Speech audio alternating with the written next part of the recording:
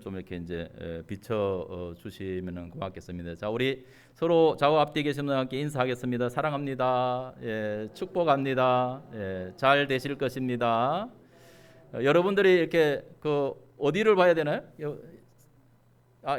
저를 보면서 저를 보면서 이렇게 사랑합니다, 축복합니다. 이렇게 가정에 계시는 분들 이렇게 영상으로 참여하시는 분들도 이렇게 보이십니다.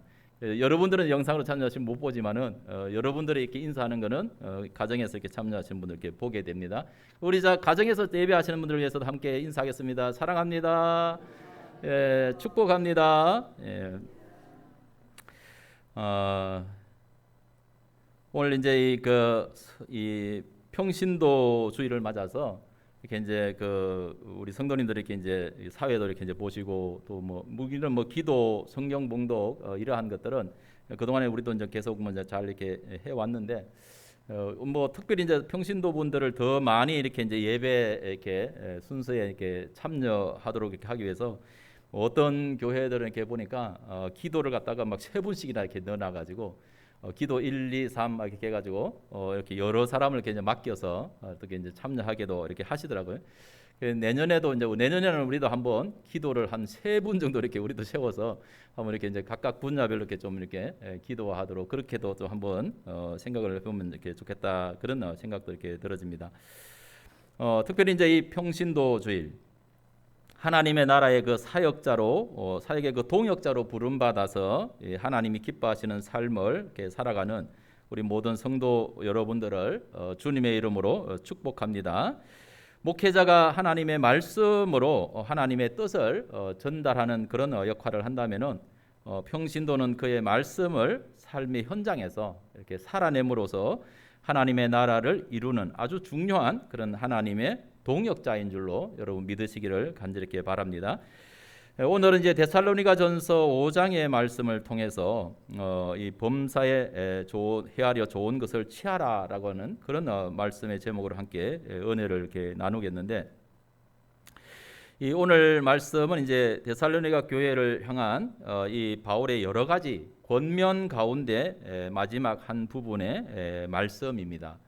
여러분들이 아시다시피 데살로니가 교회는 참 어떻게 보면 좋은 그런 교회입니다. 좋은 교회. 복음을 듣고 믿음의 그 삶을 시작한 지 오래되지도 않았는데도 믿음의 역사가 있는 그런 이제 현상이 나타나고 또 사랑의 수고도 이렇게 넘치고 환난 가운데서 그리스도에 대한 소망을 붙들고 인내하면서 환난을 이기며 사는 그런 이 교회였습니다. 그래서 참 어떻게 보면 신앙의 연륜이라는 게 있잖아요. 신앙의 연륜이 있는데 이 데살로니가 교회는 신앙의 연륜도 그렇게 깊지 않은 그런 교회이면서도 정말 이렇게 좋은 어떤 그런 신앙을 통해 가지고 그 소문이 주변에 아름답게 이렇게 들려지고 또 많은 믿는 자들에게 본이 되었다라고 그렇게 이제 사도 바울이 칭찬을 하는 그런 교회 중에 하나였습니다. 그래서 이 데살로니가 교회를 이렇게 생각하면은 사도 바울이 굉장히 자기가 복음을 전하면서 많은 그런 고난을 이렇게 받았던 이 바울에게는 굉장히 큰 위로가 되고 또 이렇게 용기를 주는 그런 교회 중에 하나였다라는 그런 사실을 말씀을 통해서 우리가 깨달을 수가 있습니다. 그러니까 이 바울은 하나님의 복음을 이렇게 전하는 어떤 그런 사역자로서 또 곳곳에 가서 성도들을 세우고 또 교회를 이렇게 세우고 이렇게 했는데 정말 이렇게 그 성도들이 그 하나님의 말씀을 정말 잘 이렇게 받아서 믿음의 생활을 잘 하는 그런 모습을 볼 때 바울이 얼마나 이렇게 뿌듯하겠어요, 그렇죠? 그러니까 큰 위로가 되고 용기가 됐다면. 이 복음의 현장에서 바울은 늘 어떻게 보면은 정말 그 고난의 어떤 그런 이 삶을 이게 악한 어떤 원수 대적들과 이렇게 영적인 싸움을 하면서 육적인 그런 싸움을 이렇게 하면서 복음을 전하는 그런 바울에게 이 데살로니가 교회의 성도들의 그 신앙은 굉장히 바울에게 용기를 주고 위로를 주는 그런 이 모습이었다라고 이렇게 바울도 입이 닳도록 이렇게 이제 칭찬을 하는 그런 모습을 이렇게 이제 볼 수가 있습니다. 그래서 저는 이 데살로니가 교회 성도들이었던 이런 그 말씀을 이렇게 생각하면서 좋은 신앙, 참 아름다운 어떤 그런 신앙은 어떻게 형성이 되어질까? 참 좋은 신앙은 어떻게 만들어질 수 있을까? 이런 것들을 이렇게 이제 곰곰이 생각을 이렇게 이제 해봅니다. 여러분들은 좋은 신앙은 어떻게 형성된다고 이렇게 생각을 하십니까?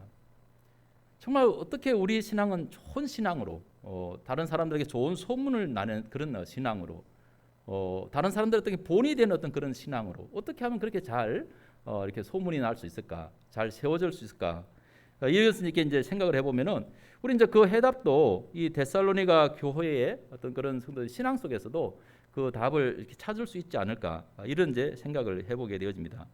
그 대답이 뭐냐 하면은 바로 하나님의 말씀을 잘 듣고 신실하게 믿음으로 이렇게 순종하는 데서 좋은 신앙이 형성이 되어진다라는 이런 이제 결론을 얻을 수가 있습니다.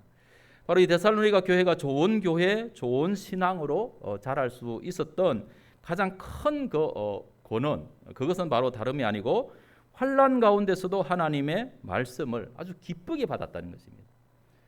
환난 가운데서 기쁘게 받고, 그러니까 예수 그리스도를 믿으면은 굉장히 큰 핍박과 박해가 임한다라는 그런 사실을 알면서도 그 환난 가운데서도 하나님의 말씀을 기쁘게 받았다는 거예요. 기쁘게 믿었다는 것입니다. 그 뭐냐면 예수를 믿으면은 환난을, 세상적으로부터 환난을 당할 수도 있는 그런 상황인데도 보면은 그 말씀을 믿음으로 받고 순종했다는 것입니다. 어떻게 그게 가능해요? 사람의 생각으로는 안 된다는 것입니다. 성령의 능력으로 됐다는 거예요.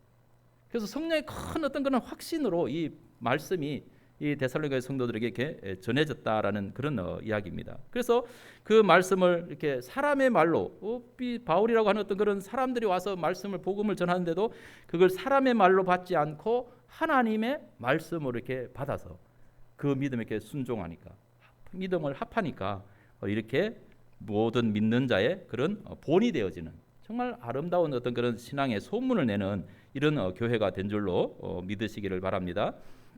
그래서 오늘 이 말씀을 듣는 우리 모든 성도님들이 이 데살로니가 교회의 성도들처럼 정말 하나님의 말씀을 믿음으로 받고 순종함으로써 모든 믿는 사람들의 그런 아름다운 신앙의 본이 되어지는 그런 은혜가 있기를 주의 이름으로 축원을 드립니다.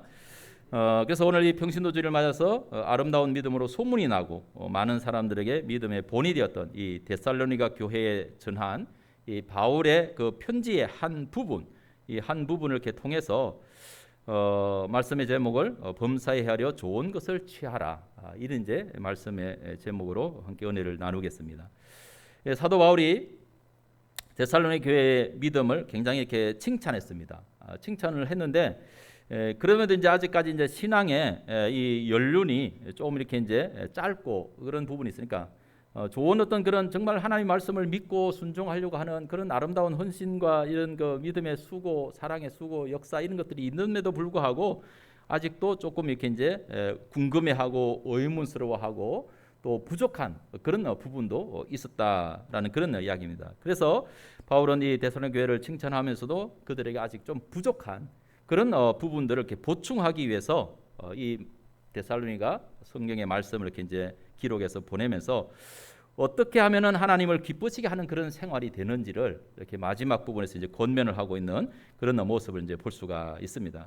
그래서 이제 오늘 우리가 이제 읽은 이 말씀은 그 권면의 그 마지막 부분의 한 부분에 이제 해당되는 그런 말씀인데 12절 말씀부터 이렇게 이제 보면은 그렇게 이야기를 합니다. 형제들아 우리가 너희에게 구하노니 너희 가운데서 수고하고 주 안에서 너희를 다스리며 권하는 자들을 너희가 알고 그들의 역사로 말미암아 사랑 안에서 가장 귀히 여기며 너희끼리 화목해라, 이렇게 이제 권면을 하고 있습니다. 또 14절 보면 또 형제들아 너희를 권면하노니 게으른 자들을 권계하며 마음이 약한 자들을 격려하고 힘이 없는 자들을 붙들어주며 모든 사람에게 오래 참으라. 삼가 누구에게든지 악으로 악을 갚지 말게 하고 서로 대하든지 모든 사람을 대하든지 항상 선을 따르라, 이렇게 이제 권면을 합니다. 그리고 이제 우리가 오늘 읽은 본문의 말씀 이렇게 이제 보면은 그러면서 이제 항상 기뻐하라, 쉬지 말고 기도하라, 범사에 감사하라, 이것이 그리스도 예수 안에서 너희를 향하신 하나님의 뜻이니라, 이렇게 말씀을 하고 있습니다. 자, 이 항상 기뻐하라라고 하는 이 말, 이 헬라어로 판토테 카이레테라고 하는 그런 이 단어인데 이것은 항상 기뻐하라는 이 말은 뭐 어떤 일이 내가 원하는 대로, 내가 이렇게 생각하는 대로 이렇게 성취되었을 때, 그러면 굉장히 기쁘잖아요, 그렇죠? 기쁜데 그럴 때만 기뻐하는 그런 것이 아니라 어렵거나 힘들거나 그러한 일에도 이 기뻐하는 그런 기쁨이 바로 이 판토테 카이레테라고 하는 이 단어라는 그런 말씀이죠. 그러니까 이러한 이 기쁨의 감정, 이것은 사실 어떻게 보면은 우리 인간의 감정으로는 보면은, 인간의 어떤 우리의 감정으로 보면은 우리는 좋은 일에는 기뻐할 수 있지만은 좋지 않은 그런 일에는 기쁨이 안 된다는 것입니다. 그게 자연스러운 거예요. 억지로 안 되는 거예요. 이게 인간의 감정은. 그런데 정말 우리가 어떤 때 이렇게 우리가 어떤 상황이나 환경이 이런 것이 좋고 안 좋고를 이렇게 떠나서 전천후로 이렇게 기뻐할 수 있는가? 그것은 다른 게 아니고 바로 하나님의 나라의 영광, 하나님의 나라의 그 소망, 이것이 무엇인지를 우리가 깨달을 때, 알 때, 경험할 때, 그때 이게 가능한 것입니다.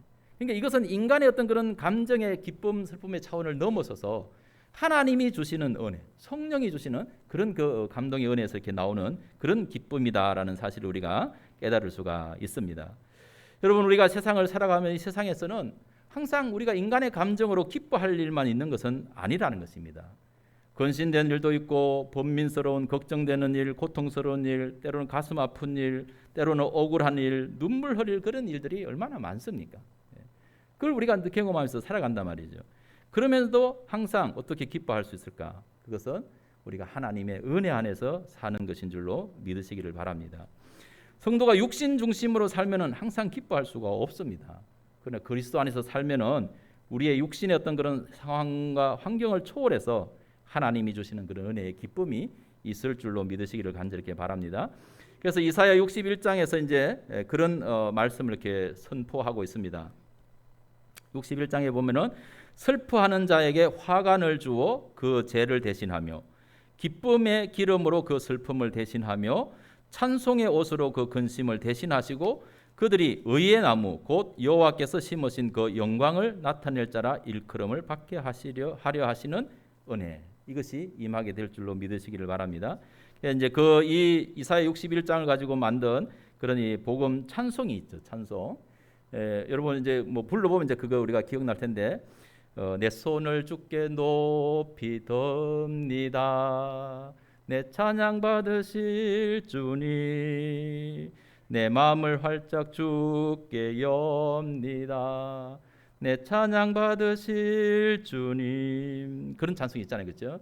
후렴에 가면은 슬픔 대신 희락을, 죄 대신 화관을, 근심 대신 찬송을, 찬송의 옷을 주셨네, 이렇게 하면서 라라라라 이렇게 이제 하는 그런 복음 찬송이 있죠, 그렇죠?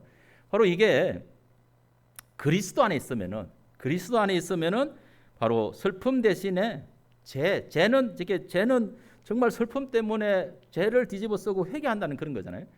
그러한 심령에게 뭘 준다고요? 바로 기쁨을 준다라는 그런 거예요.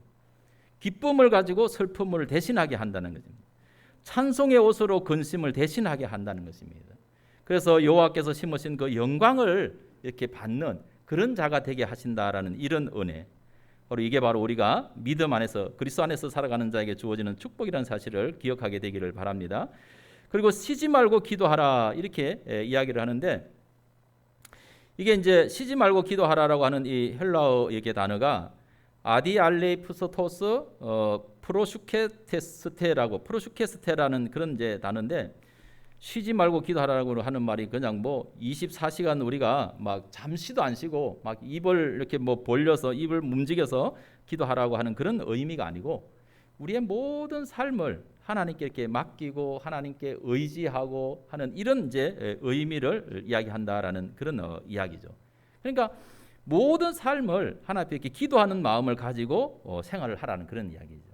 그래서 뭐 에베소서에서는 무시로 성령 안에서 기도하라 이렇게 이야기를 하기도 하고, 로마서 12장 1절에는 뭐 기도에 항상 힘쓰라 뭐 이런 이제 이야기를 하고 있습니다. 다 같은 의미라고 이렇게 말할 수가 있습니다. 옛날에는 아마 어떤 분들은 옛날에 이제 그 주석 이런 것들을 이렇게 보니까 이걸 그렇게 항상 쉬지 말고 기도하라는 것을 이런 식으로 이렇게 이제 비유를 이렇게 했더라고요. 보니까 요즘은 이게 이제 밥을 할 때 여러분들 뭐가 이렇게 밥을 해요? 그냥 뭐 쌀 안 쳐서 전기밥솥 해가지고 쿡 눌러 놓으면은 그냥 지가 알아서 밥을 이렇게 다 이렇게 해 놓잖아요. 근데 옛날엔 그렇지 않고 밥을 이렇게 할 때 이렇게 뭐 이 불을 지펴서 옛날에 이게 밥을 이렇게 하셨잖아요, 그렇죠? 그러니까 이게 밥을 이렇게 지으면서 불을 지펴서 밥을 지으면서도 어떤 마음으로 밥을 짓느냐? 밥이 탈까 안 탈까 이런 거 생각하고 짓는 게 아니고 불을 지피면서 밥을 이렇게 하시면서 내 마음에도 성령의 불이 임하게 해 주시옵소서. 그런 마음으로 밥을 짓는다는 거예요. 그게 기도하는 마음으로 이렇게 하는 그런 일이다라는 그런 이야기죠.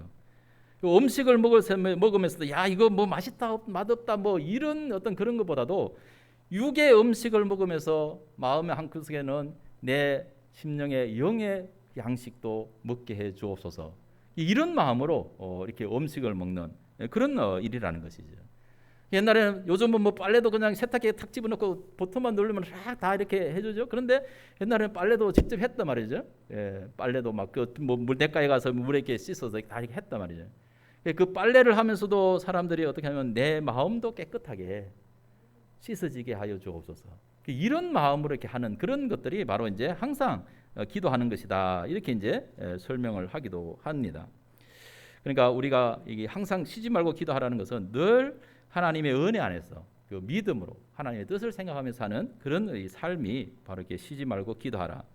그리고 이제 범사라고 하는 이 말은 판티라는 그런 이제 단어인데 범사는 뭐 쉬운 말로 하면은 모든 일이죠, 그렇죠? 모든 일, 모든 상황과 모든 환경, 어떤 상황, 어떤 환경에서도 그런 이제 이 말씀 바로 그 속에서 늘 이렇게 감사하라는 그런 이제 말씀입니다.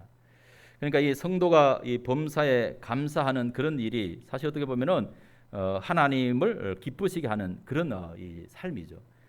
우리가 이 감사가 우리에게 많다라고 하는 것은 정말 우리의 이 영적인 그런 것에도 유익이 많고 육신의 건강에도 유익이 많은 줄로 믿으시기를 바랍니다. 되게 사람이 이렇게 건강하지 않은 어떤 그런 이유가 어디서 많이 오냐면은 병의 원인이 어디 있다 그래요? 병원에 가보면 분명히 의사들은 그렇게 합니다. 스트레스 그만 받으세요. 스트레스 좀 적게 받으세요. 스트레스를 많이 받으면은 그게 건강하지 못하다는 거예요. 어떤 사람이 스트레스를 많이 받아요? 감사를 모르는 사람이 스트레스를 많이 받는다. 늘 이렇게 긍정적으로 하나님의 은혜 속에서 감사하고 이렇게 늘 이렇게 절과 기뻐하는 사람들은 어려운 일이 없는 게 아니에요. 있음에도 불구하고 그걸 잘 이렇게 넘어가는 그게 스트레스를 덜 받는 거예요. 그게 건강한 어떤 그런 이제 증표다라는 그런 사실을 이제 우리가 알 수가 있는 것이죠. 그래서 범사에 감사하라. 범사에 감사하려면은 어떻게 보면은 이제 뭐 원인을 우리가 잘 알겠죠. 왜 우리가 불평이 생기고 원망이 생기고 뭐 이런 것들이 생기느냐? 그러한 것들은 다 우리의 어떤 그런 어떻게 보면은 참 이 과도한 그런 욕심에서 나오는 거예요. 욕심이 지나치면은 그 기쁨을 많이 잃어버린다라는 그런 사실이죠. 감사를 잃어버린다는 거죠. 그렇기 때문에 우리에게는 정말 우리가 하나님이 주신 그 은혜를 이렇게 감사할 줄 아는, 자족할 줄 아는 그런 것을 이렇게 배워야 될 줄로 믿으시기를 바랍니다. 그래서 우리는 너무나 많은 것을 소유하고 있다 보니까 그걸 잃어버리면은 막 이게 다 잃은 것처럼 그래가지고 감사가 안 된다는 거예요. 그런데 사실 원래 우리의 모습을 생각해 보면은 여러분 처음부터 날 때부터 여러분들이 모든 것을 세상에 있는 걸 다 가지고 나왔습니까? 우리가 세상에 올 때는 어떻게 왔다 그래요? 빈손으로 왔다는 것입니다. 벌거벗은 옷으로, 벌거벗은 몸으로 아무것도 없는 그런 빈손으로 이렇게 왔다는 거예요. 근데 아무리 이렇게 못 사는 세상에서 못 살았던 그런 사람이라 할지라도 올 때는 빈손으로 왔는데 갈 때는 뭐라도 하나 가져가요? 수의 하나라도 가지고 간다는 거예요. 그러니까 우리는 사실 어떻게 보면은 모든 것을 다 잃어도 손해 본 게 없는 거예요. 제로가 그 자리에. 근데 우리는 지금 너무 많은 것을 가지고 있다 보니까 그걸 잃으면은 그것 때문에 슬퍼하고 원망하고 막 이런 일들이 나온단 말이에요. 근데 우리가 처음에 하나님부터 이 세상에 올 때 어떻게 왔느냐? 빈손으로 왔다. 근데 우리가 하나님 갈 때는 어떻게 하냐? 아무리 세상에 다 가지고 있어도 다 못 갈 거 가는 거예요. 하나님 앞에 갈 때는 갈 때는 수의 하나 입혀서 이렇게 보내는지 모르지만은 그것도 다 그거 생각해요. 하나님 앞에는 그냥 빈손으로 그대로 가는 거예요. 아무것도 못 갖고 가는 거예요. 우리는 항상 그 마음, 그 이 자세를 잃어버리지 않으면은 우리는 감사할 수 있는 그런 용기도 생기게 되는 줄로 믿으시기를 간절히 바랍니다. 그리고 우리가 또 하나님 앞에서 감사해야 될 어떤 그런 일은 뭐냐면은 우리 하나님을 믿어야 돼요. 하나님은 정말 좋으신 하나님. 하나님은 우리에게 항상 무엇을 주시기를 원하느냐? 나에게 가장 좋은 것, 정말 나에게 가장 최고로 좋은 것을 주시기를 원하시는 하나님. 근데 어떤 때는 보면은 내가 그것이 이거는 내가 뭐 나에게 좋은 것도 아닌데 이렇게 생각될 수도 있어요. 하나님이 나에게 주시는 것이.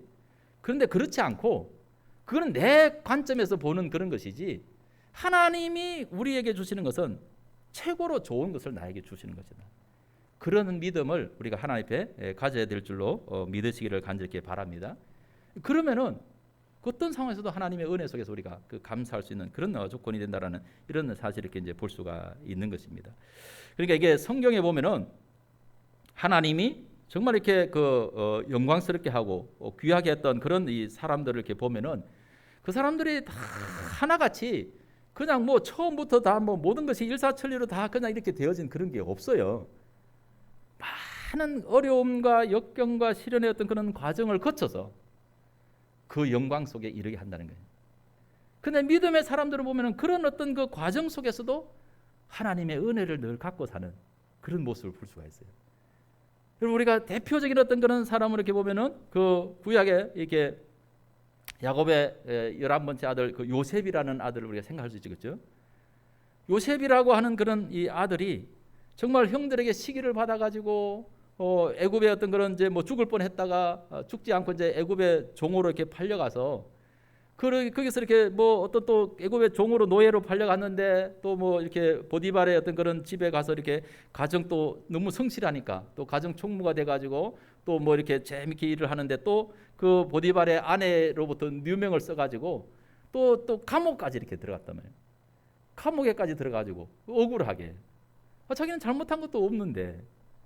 그러니까 만약에 자기 어떤 그런 신세와 처지를 이렇게 생각했다라면은 그 요셉이 얼마나 억울하겠어요. 얼마나 이렇게 원망스럽겠어요, 그렇죠?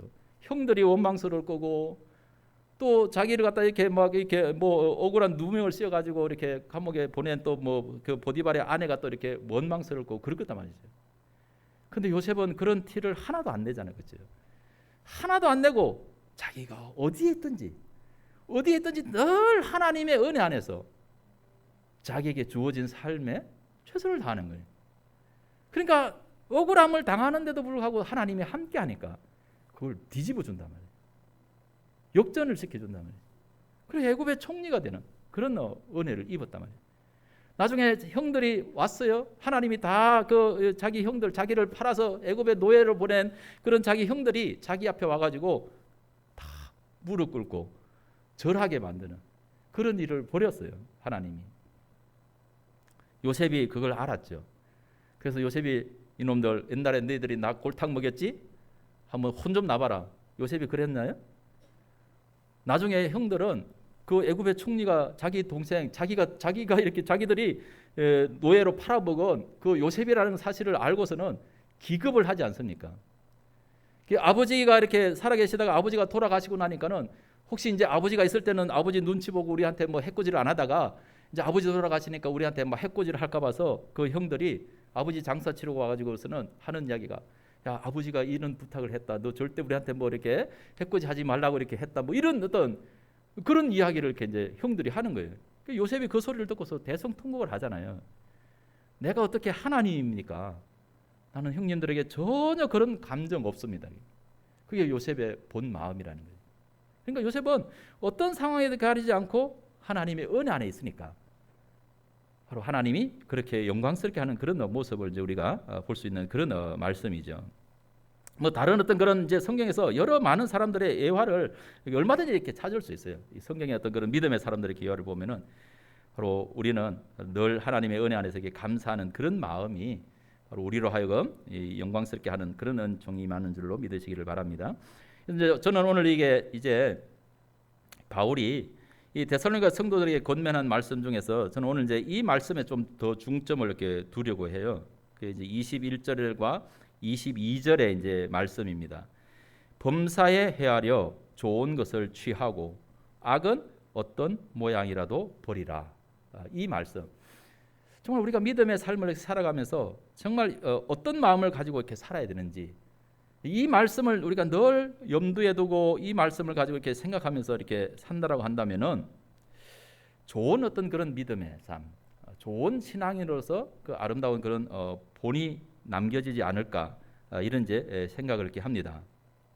그러니까 정말 우리가 좋은 신앙으로 그렇게 우리가 이제 신앙이 세워지려면은 정말 이렇게 뭘 좀 이렇게 잘 여기 보면 이제 범사에 이렇게 헤아려 그렇게 이야기하죠. 범사에 헤아려 한다는 건 뭐예요? 어떤 일을 범사는 모든 일이니까 그 모든 일들을 헤아려 보라는 거죠. 어떤 일을 하면서도 어떤 일을 하면서 이걸 하면서 헤아릴 때 뭘 헤아려야 되느냐? 이게 하나님의 영광이 되어질까? 또 이게 하나님의 뜻이 될까? 이런 것을 헤아리면서 모든 일을 한다면은 정말 좋은 신앙으로 우리가 세워질 수 있다라는 그런 사실을 생각해 보게 된다라는 그런 이야기죠. 그러니까 무슨 일을 하면서도 정말 이것이 하나님에게 영광이 될까? 하나님의 뜻이 되어질까? 이런 믿음을 가지고 살아야 된다라는 그런 사실이죠. 우리 많은 사람들은 사실 어떻게 보면 이제 좋은 뜻으로 어떤 일을 많이 이렇게 하잖아요. 믿음에 우리 사람들이 뭐 어떤 일을 하면서 이게 내가 나쁜 의도를 가지고 일을 하는 사람이 있어요? 없잖아요. 다 없어요. 다 좋은 의도를 가지고 이렇게 하는데, 근데 이제 이 좋은 의도를 가지고 하는 것도 중요하지만은 더 중요한 것은 이게 하나님의 뜻에 맞는지, 하나님에게 영광이 되어지는지 이걸 우리가 생각해야 된다는 살펴야 되는 줄로 믿으시기를 간절히 바랍니다.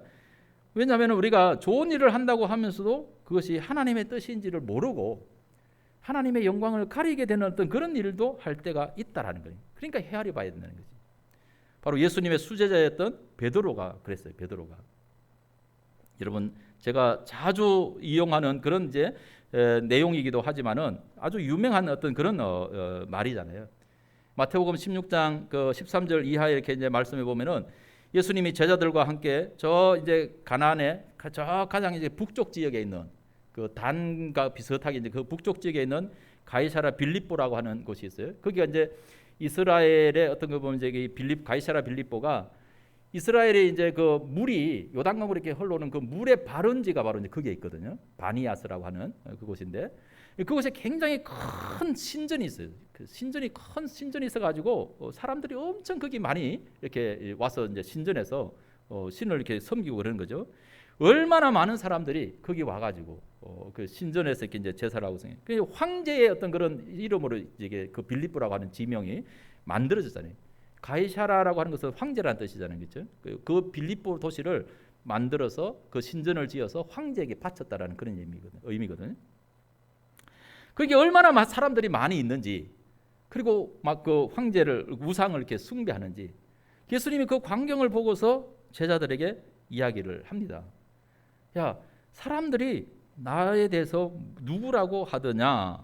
이렇게 이제 물어봐요. 그랬더니 제자들이 대답하기를 더러는 세례 요한, 더러는 엘리야, 어떤 이는 예레미야나 선지자 중에 하나라 하더이다. 이렇게 대답을 하죠. 그래서 그때 예수님 다시 제자들에게 묻습니다. 너희는 나를 누구라 하느냐? 그러니까 이제 이때 베드로가 재빨리 대답을 하기를 주는 그리스도시요 살아계신 하나님의 아들이시니다.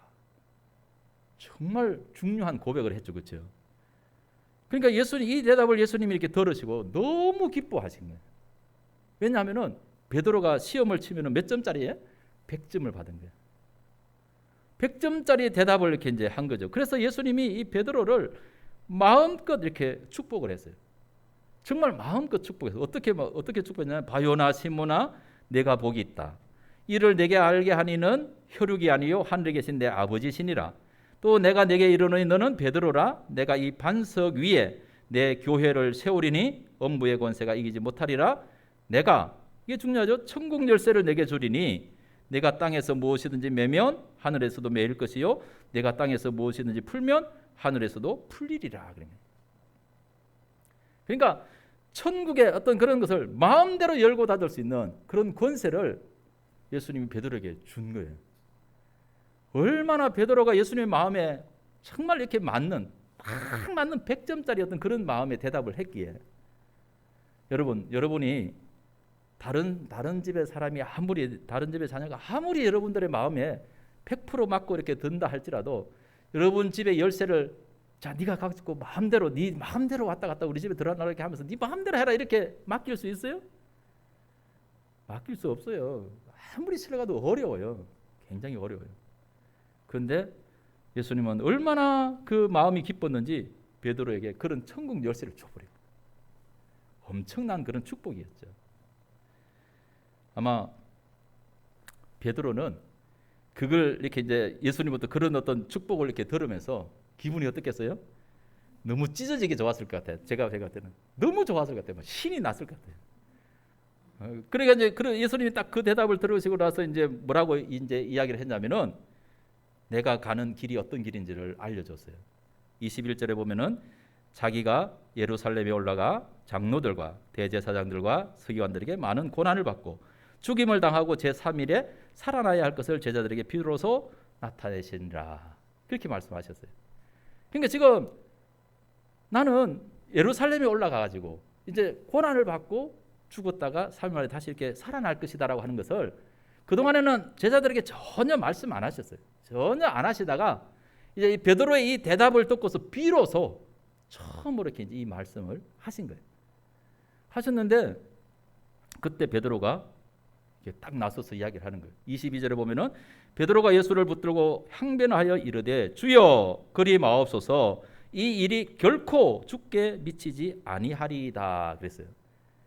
자, 베드로가 이 말을 예수님을 붙들고 막 항변하면서 예수님이 나는 이제 예루살렘 올라가서 고난 받고 죽었다가 다시 살아나는 걸 뭔지는 몰라. 하여튼 아직까지 무슨 뜻인지 몰라요. 고난 받고 죽는다는 것에 베드로가 마음이 너무 이렇게 아픈 거예요. 그래서 예수님을 붙들고 예수님 절대 그러면 안 돼요. 예수님에게 그런 일이 절대 일어나지 않을 거야 하면서 이렇게 붙들고 항변을 했어요. 잘한 거예요, 못한 거예요? 잘했죠. 얼마나 예수님을 위해서 베드로가 예수님을 너무너무 생각해가지고 자기에게 이렇게 엄청난 축복을 선언해 주신 그 주님이 죽으면 어떻게 큰일 나잖아요. 그러니까 안 된다고 그런 일이 일어나면 안 된다고 베드로가 예수님을 말렸어요. 예수님을 생각해서 한 말이에요? 예수님을 생각 안 해서 한 말이에요? 예수님을 생각해서 한 말이에요. 너무너무 생각해서 한 말이었습니다. 그런데 예수님이 그 말을 들었으면 그래 참 기특하다. 네가 나를 이렇게 생각해 주는구나. 이렇게 해야 될 거 아니에요. 그렇죠? 근데 예수님의 태도가 정반대인 거예요. 예수님이 뭐라고 이야기하시는 거예요? 예수님은 베드로가 자기를 그렇게 생각하고 염려해 주면서 하는 그런 마음도 몰라주고 예수님이 뭐라고 했냐면은 다 알잖아요. 그렇죠? 사탄아 내 뒤로 물러가라. 사탄아 내 뒤로 물러가라. 너는 나를 넘어지게 하는 자로다. 내가 하나님의 일을 생각하지 않고 도리어 사람의 일을 생각하는도다 하시면서 예수님을 금방 엄청 축복하게 해서 하셨다가 바로 그 자리에서 사탄아 내 뒤로 물러가라 이렇게 쓴 거예요. 여러분 베드로가 상처 받았을까요? 안 받았을까요? 여러분들은 그렇게 이야기해도 상처 안 받죠, 그렇죠? 저는 그런 이야기 들으면 상처 받을 것 같아요. 아니 갑자기 나를 향해서 누가 사탄아 하면서 막 내 뒤로 물러가라 이러면은 상처 받아요, 안 받아요? 상처 받을 수밖에 없죠. 베드로가 엄청 상처 받았을 거예요. 아마 여러분들은 믿음이 좋아서 상처 그런 이야기 듣고도 끄떡도 안 하고 상처 안 받을 사람들이 아마 여기 많이 앉아 계실지 모르지만은 저는 엄청 상처 받았을 것 같아요. 아마 이렇게까지 실제로 나왔을 거예요. 에이씨 하면서 아마 나왔을 것 같아. 아마 1,000원짜리가 나왔을지도 모르죠. 10,000원짜리가 나왔을지도 모르고. 그 다음에는 에이 예수님 안 믿어. 예수님이 뭐가 다 필요 없어. 막 이러면서 성질 팍 내면서 갔을 것 같아요. 여러분 여기 베드로의 문제가 뭐예요? 바로 베드로의 문제는 베드로는 주님을 위해서 한 말이에요. 주님을 자기 선생님을 너무너무 생각해서 너무너무 걱정해서 한 말이다라는 그런 이야기죠. 근데 뭐가 문제였어요? 하나님의 뜻을 몰랐다는 거예요. 좋은 말이었고 좋은 이야기였는데 하나님의 뜻을 모르고 한 말이 되니까 이게 엄청난 하나님의 일에는 예수님 말씀하셨던 것처럼 너는 나를 넘어지게 하는 자다. 너는 하나님의 일을 해방하는 자다. 이런 이야기거든. 네가 하나님의 일을 생각하지 않고 도리어 사람의 일을 생각한다. 그렇게 말씀하십니다. 여러분, 우리는 헤아리는데 어떤 무슨 분을 이렇게 하면서 헤아려 봐야 되는데 제일 중요한 것이 정말 이게 좋은 일이라 할지라도 하나님의 뜻에 맞는지, 하나님이 기뻐하시는 일인지, 아무리 사람에게 좋아도 하나님에게 영광이 안 된다, 하나님이 기뻐하는 일이 아니다, 하나님의 뜻이 아니다라면은 우리는 그것을 버릴 줄 아는 그런 믿음의 지혜가 필요한 줄로 믿으시기를 간절히 바랍니다. 로마서 12장 2절에 보면은 너희는 이 세대를 본받지 말고 오직 마음을 새롭게 함으로 변화를 받아 하나님의 선하시고 기뻐하시고 온전하신 뜻이 무엇인지 분별하도록 그렇게 해라 그랬습니다. 여러분, 하나님의 뜻을 먼저 헤아려 보는 그런 지혜가 있기를 간절히 바랍니다. 두 번째는 이것이 범사였던 그런 일들이 뭘 헤아려야 되냐면은 이게 교회에 유익한 일인가, 교회에 유익한 일인가, 이것을 헤아려 봐야 된다라는 그런 이야기입니다. 우리가 어떤 일을 하다 보면은 교회 공동체에 유익한 일이 있고 유익하지 않은 그런 일이 있어요. 사람에게 유익한 일이라 할지, 나에게 유익한 일이라 할지라도 교회 공동체, 그리스도의 몸인 교회에 유익하지 않은 그런 일이 있을 수 있다는 거예요. 그런 것도 우리가 헤아려 보는 그런 지혜가 필요하다라는 그런 이야기입니다. 나에게는 유익한데 교회 공동체에게는 유익하지 않다. 그러면은 이것도 우리가 버릴 줄 아는, 내려놓을 줄 아는 그런 지혜가 필요한 줄로 믿으시기를 간절히 바랍니다. 여러분, 고린도 교회를 한번 보세요. 고린도 교회는 정말 하나님의 은사와 능력이 뛰어난 그런 교회였어요. 하나님의 은사가 넘치는 교회가 고린도 교회였어요. 똑똑하고 잘난 사람들이 너무 많아. 능력이 많은 사람들이 너무 많아. 다 자기가 선생 되고 싶고, 다 자기가 사도 되고 싶고, 다 자기가 막 병을 고치는 대단한 그런 능력을 나타내고 싶고, 다 막 귀신을 제하는 그런 능력들이 있고, 다 똑똑하고 유능한 사람들이 많아. 그러다 보니까 어떻게 돼요? 배가 산으로 가는 거예요. 다 서로 자기가 잘났다고, 사랑은 없고 서로 자기가 잘났다고, 시기와 질투가 넘치는 그런 교회였습니다. 그래서 이 고린도전서 13장의 사랑장이 왜 나왔느냐? 바로 고린도 교회가 이렇게 서로 자기 자랑하고 분쟁하면서 다투었기 때문에 나왔다라는 그런 이야기입니다. 고린도전서 12장 4절에서 7절에 보면은 은사는 여러 가지나 성령은 같고 직분은 여러 가지나 주는 같으며 또 사역은 여러 가지나 모든 것을 모든 사람 가운데 이루시는 하나님은 같으니 각 사람에게 성령을 나타내시면 유익하게 하려 하심이라. 교회에 유익하게, 주님의 몸된 그런 교회에 하나님의 나라에 유익하도록 그렇게 하기 위함이다. 그렇게 말씀을 하는 거예요. 그러면서 사도 바울은 사람의 몸을 비유하여서 하나님의 은사를 이렇게 설명하는 거죠. 이제 고린도서 12장 14절에서 31절의 그 말씀을 쭉 이렇게 이제 보면은 그런 이야기가 나와요. 사람의 몸을 비유해서 이야기합니다. 사람 몸에 여러 지체가 많이 있다는 것입니다. 우리 사람 몸에 이런저런 눈도 있고 코도 있고 귀도 있고 손도 있고 발도 있고 입도 있고 여러 지체가 많이 있다라는 그런 이야기입니다. 그런데 이 모든 지체들이 서로 다 자기가 잘났다고 싸우나요? 눈은 내가 최고 잘났어, 귀는 내가 최고 잘났어, 뭐 입은 내가 최고 잘났어, 뭐 이러면서 다 지체들이 서로, 손은 손대로 발은 발대로 다 자기가 서로 잘났다고 싸우느냐? 그렇지 않다는 것입니다. 다 서로 돌보고 서로 협력한다는 거예요. 전에도 말씀드렸죠. 옛날에도 그런 설명을 드렸죠. 갑자기 눈에 이렇게 바람이 휙 들어와가지고 눈에 티가 하나 쑥 들어왔어요, 여러분. 눈에 티 하나 들어가면 얼마나 고통스러워요. 그러니까 막 눈에 티가 하나 갑자기 싹 들어갔는데 이제 다른 지체들이 손, 뭐 입 이런 것들이 야 고소하다, 고소하다. 니 잘났다고 하더니만은 티가 들어서 고생 좀 해봐라. 이러고 가만히 있나요? 그렇지 않아요. 순간적으로 눈에 뭐이 들어가면은 갑자기 그냥 막 머릿속에 빨리 손 들어가서 막 이렇게 빨리 비벼 뭐 이렇게 빼, 뭐 이렇게 시키는 거예요. 그래서 왜 서로 협력하는 거예요. 한 지체가 고통을 받으면 모든 지체도 다 같이 고통받는 거다. 그러면서 오히려 몸에 강한 그런 지체가 있으면은 몸에 약한 그런 부분을 서로 이렇게 도와주고 그러잖아요. 여러분, 우리가 내가 이렇게 뭐 오른쪽 다리에 힘이 적다 그러면은 어디 다리가 더 힘을 많이 받쳐줘요? 왼쪽 다리가 더 힘을 많이 받쳐줘요. 오른손에 힘이 적다 그러면 왼손이 더 이렇게 힘을. 귀가 조금 하다 이렇게 하면 좀 뭐 눈이라도 밝게 해주든지 어떤 이런 역할. 그러니까 이게 서로 이렇게 보완해 가지고 몸을 유익하게, 하나님의 나라를 유익하게 하는 이것이 바로 이 하나님이 기뻐하는 그런 일이다라는 그런 이야기입니다. 그러면서 이 사도 바울은 너희는 더욱 큰 은사를 사모해라. 내가 가장 좋은 길을 너에게 보이리라. 이렇게 하면서 바로 고린도전서 13장 이 사랑장이라는 말씀을 들려주신 줄로 믿으시기를 바랍니다. 거기 13장 1절부터 3절까지만 우리 같이 한번 읽어볼게요. 여러분 스크린을 봅니다. 내가 사람의 방언과 천사의 말을 할지라도 사랑이 없으면 소리나는 구리와 울리는 꽹과리가 되고, 내가 예언하는 능력이 있어 모든 비밀과 모든 지식을 알고 또 산을 옮길 만한 모든 믿음이 있을지라도 사랑이 없으면 내가 아무것도 아니요, 내가 내게 있는 모든 것을 구제하고 또 내 몸을 불사르게 내줄지라도 사랑이 없으면 내게 아무 유익이 없느니라. 믿음의 사람은 자기의 유익을 따라서 자기 중심적으로 무슨 일을 하는 것이 아니라 하나님의 뜻을 찾아서 하나님의 몸된 교회 그리스도의 덕을 세우며 사랑의 공동체를 이루는 그런 일을 이렇게 먼저 하는 그런 헤아림이 필요한 줄로 믿으시기를 간절히 바랍니다. 더 많은 말을 해야 되는데 마지막으로 세 번째로 우리는 이게 취할 것과 버릴 것, 이게 뭔지 이걸 잘 이렇게 헤아려 보아야 되는 줄로 믿으시기를 간절히 바랍니다.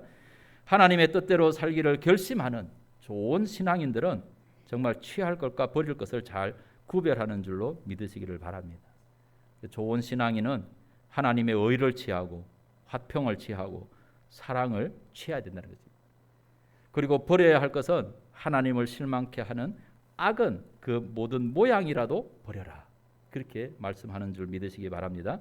우리 다 같이 함께 고백해 봅시다. 범사에 헤아려 좋은 것을 취하고 악은 어떤 모양이라도 버리자. 아멘. 악을 버리고 범사에 좋은 것, 하나님의 뜻을 이루는 것은 우리를 온전하게 하는 일이고 주님이 강림하실 때 흠없는 모습으로 우리를 주님 앞에 세우게 하는 줄로 믿으시기를 바랍니다. 하나님이 우리를 택하시고 부르셔서 예수 그리스도를 믿게 하고 하나님의 자녀로 삼으셨습니다. 우리를 사랑으로 택하신 하나님은 신실하시기 때문에 변함없이 우리를 끝까지 참으로 붙들고 하나님의 그 기쁘신 뜻을 이루어 가실 줄로 믿으시기를 바랍니다. 그래서 빌립보서 1장 6절에서 바울이 말한 것처럼 너희 속에 착한 일을 시작하시니가 그리스도 예수의 날까지 이루실 줄을 우리가 확신하노라. 그렇게 말씀했습니다. 여러분 우리가 이 믿음으로 행하면은 주님께서 그 모든 일을 이루어 가실 줄 믿으시기를 바랍니다.